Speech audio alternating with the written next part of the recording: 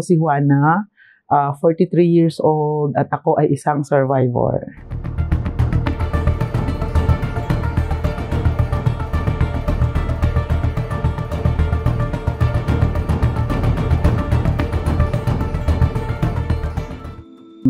According sa tatay namin, ang sabi niya, nanlalaki yung mother ko kaya iniwanan. So from there, yung nanay ko daw ay naging lasinggera. So sa kakainom niya, ibinenta kami ng mga anak niya. So kung kani-kanino kami napunta, na hanggang ngayon yung ibang kapatid ko ay hindi ko alam kung nasaan sila. So luckily, ako kinuha ng isang teacher. Siyempre dahil alam ko na hindi nila ako kaano-ano, nagtrabaho ako na bilang kasama nila sa bahay. Though pinag-aaral ako, pero yung after school, kailangan kong gumawa ng trabahong bahay, trabahong bukid, magpastol ng kalabaw, oras ng pagtatanim, tutulong sa pag-aararo, lahat. So naranasan ko yun.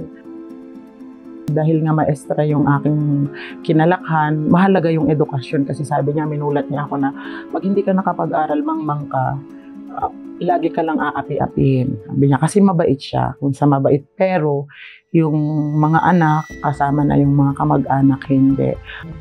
Actually, nung sinabi sa amin, nung lali akong binubuli ng mga anak nung bumili sa akin, na binenta ka lang dito, sa halagang 700, siyempre masakit. Sobrang sakit yun na. Ibig sabihin pala, hindi ako mahal ng nanay ko. Pero sabi niya, babalikan niya ako. Pero hindi naman niya ako binalikan mula noon. Kaya yun yung naging ko na, alam mo yung self-esteem mo, tapos aloof ka sa ibang batay, kaya ayaw kong makipaglaro. Tama nang magtrabaho lang ako na magtrabaho, kaysa makipaglaro ka na sasabihin, hoy, binenta ka lang. Ang tingin ko sa noon sa buhay ay, gusto kong magiganti sa aking mga magulang, bakit ginawa nila sa akin yon.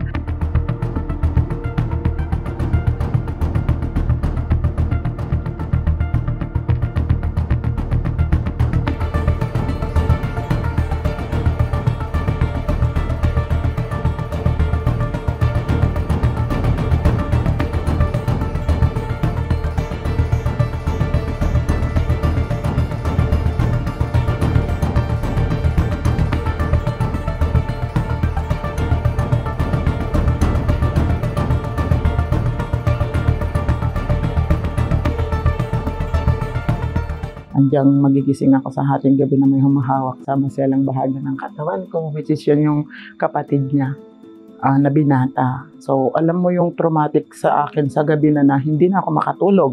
So hanggang nung graduate ako ng grade 6, yun yung motivation ko na makatakas sa kanila nung inilipat na nila ako ng ibang school. Doon ako nakawala. So nung nasa high school na ako, nakilala ko yung sabing ama ko, tatay ko talaga. Mula sa Calayan, napunta kami sa Claveria. So, nandun ang pamilya ng father ko. Nakilala ko personal yung tatay ko, siyempre bilang anak. Kahit sabihin natin noon na hindi ka inalagaan, nandun yung bugso ng ano mo na gusto mo, lalo na nakaranas ka ng lahat ng hindi maganda. Gusto mong pumunta sa kanila. Akala ko naman noon, pag nasa kanya na ako, magiging maayos na yung buhay ko. So, mga ilang buwan na nasa kanya ako. Pero ang gawa ko noon, pag nasa kanya ako, yung mga upuan nila, pinagdidikit-dikit ko yun kasi natatakot ako matulog, lalo na pag may lalaki. Pero hindi nila kasi alam kung ano yung pinagdaanan ko. Tapos sabi ng tatay ko, dadala kita sa lola mo. So, babalikan kita. So, dinala ako ng Ilocos. Doon sa Ilocos, akala ko, pag-aaralin ako. So, nung dala-dala ko yung card ko lagi dala-dala ko yan. Kasi nung natapos yung school year, nilipat niya ako sa Ilocos Norte. Pagdating sa Ilocos, ina-expect ko kasi na i-enroll nila ako, hindi. Gigising ako ng madaling araw, tutulong kami sa paggawa ng tinapay, tapos sasama kami para magbenta kasi nagbebenta yon. Tapos akala ko din doon, okay na ako. Hanggang yung lolo ko, hanggang hihipuan ka.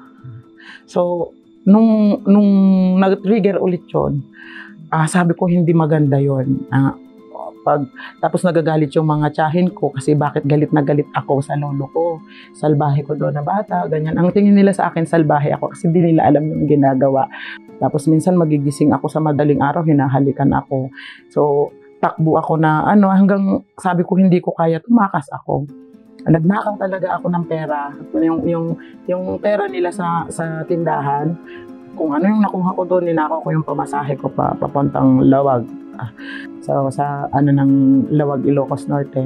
So, mula doon, may ali akong nakausap na sabi niya, gusto mo ineng, kasi sabi ko, pwede bang kunin mo ako kahit katulong? Sabi ko, para may matirhan ako, sabi ko. Tapos sabi niya, dinala niya ako sa opisina. Parang recruitment yun papuntang abroad. Hanggang sabi niya sa akin, gusto mo dalhin kita sa Manila? Siyempre, hindi ko alam kung anong mayroon ang Maynila. Sabi niya, doon, mahahanapan ka ng trabaho, tapos mag-aaral ka. Kasi ang gusto ko lang talaga makapag-aral, wala akong sweldo makapag-aral. Dinala niya ako sa Manila, tapos ka-office mate niya din sa Manila ang kumuha sa akin, na nakatira siya, sa Makati siya nakatira. So, nung nandun na, dinala na niya ako sa bahay niya.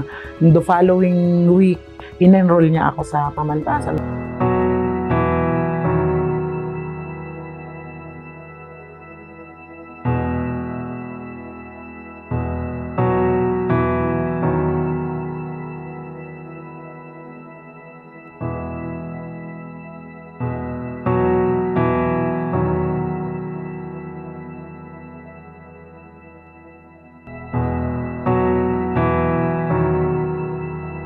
So may isa akong teacher na English teacher ko, sabi niya, gusto mo, doon ka na sa akin sa Nueva Ecija, sabi niya.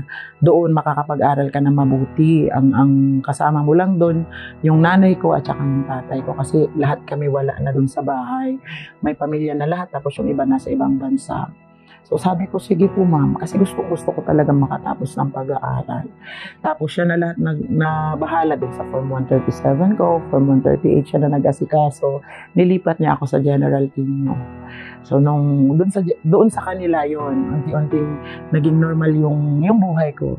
Doon ko naranasan yung buhay talaga na sasabihin natin maayos, na nagkaroon ako ng pamilyang may tuturing kong hindi ko mang kadugo, mahal ako. Tapos, yun. Ngayon, dahil alam ko naman hindi nila ako kaano-ano, ang ginawa ko, nag-self-supporting ako. So, nag-exam ako para maging student assistant ng school. Awa ng Diyos naman, pumasa ako. Pag nakatapos ako mismo ang magkakaso sa kanila. Kaya gusto kong maging abogado, ako mismo ang mag-file ng case at ako rin ang haharap. Ayun, dahil sa mga outreach program, na-encourage ako na mag-take na lang ng social work. Nakita ko naman na maganda siya, tapos yung lalo na nung na-expose ako sa exposure namin sa mga street children. So kung ito yung kurso ko, malaking bagay pala.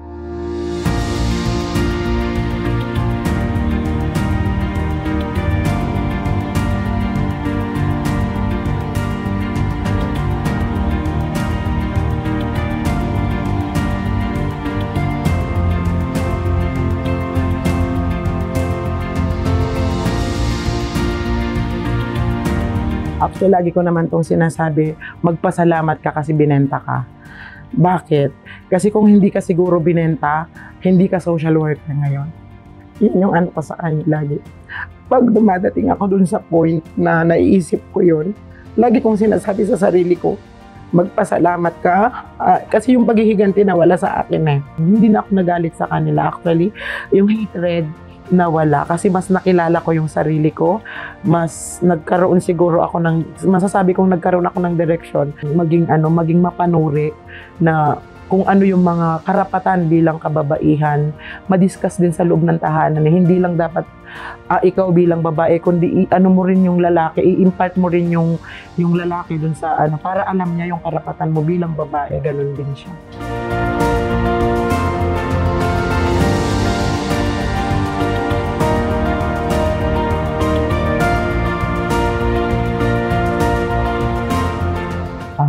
Masasabi kong bilang isang survivor dun sa mga napakapapait na karanasan, ako si Juana na ngayon ay nakaaklas doon sa ganong kalupitan ng lipunan, mas masasabi kong yung kurso ko ay malaking bahagi para makatulong doon sa mga kababaihan din, lalo na yung mga kababaihan na hindi talaga kayang ipaglaban yung kanilang karapatan bilang babae.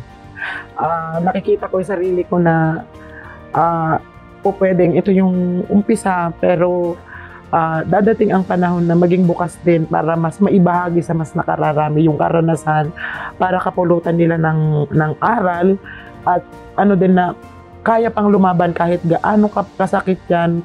Basta importante yung courage, yung lakas ng loob na ilaban kung ano yung dapat tama.